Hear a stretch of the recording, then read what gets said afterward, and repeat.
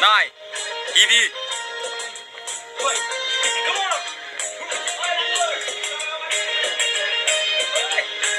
Hello लोगोफोर दिनैनि बे गोदान मोनसे भिडिअनि गेजेरजों नोंथांमोनखौ गासैखौबो बरायनाय थालायबाय। स' लोगोफोर नोंथांमोनाथ' भिडिअनि टाइटेल आरो थाम्बनेइल नायनानै एसेब्लाबो हमनो हाखादों जानांगौ आं मानि सायाव भिडिअखौ लानानै फैदों।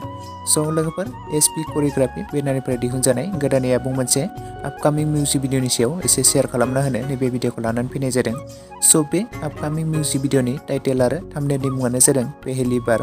स' बे पहेली बार मुंनि आबुं मोनसे आपकामिं मिउजिक भिडिअआवनो स' गाहायै फाव खालामनायखौ नुनो मोनगोन बिपुल, लाइथुन आरो लोगोसे गोबां फाव खालामगिरिफोरा फावखौ खालामगोन। स' आरो बेनि मेथाइखौ रोजाबदों बिपुल बसुमतारी बिथाङानो, करिय'ग्राफखौ खालामदों सोमावसार बसुमतारी बिथाङानो।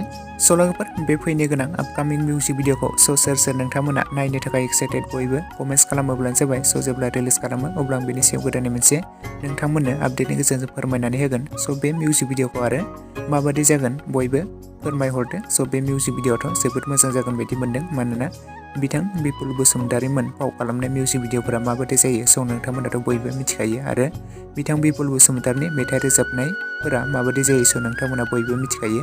स' लोगोफोर लोगोसे आंनि दासिमनि भिडिअ आपडेटआ बेखिनियावनो। भिडिअखौ नायनानै जुदि नोंथांमोना मोजां मोनदोंब्ला लाइक खालामदो, लोगोसे चेनेलाव गोदानै फैदोंब्ला साबस्क्राइब खालामनानै खाथिनि बेल आइकनखौबो अल प्रेस खालामना लायोब्लानो जाबाय, जाहाथे नोंथांमोना बेफोरबायदिनो माखासे गोदान फैनो गोनां आपकामिं मिउजिक भिडिअ आरो बर' सावथुनफोरनि आपडेटखौ मोनथिबाय थायो।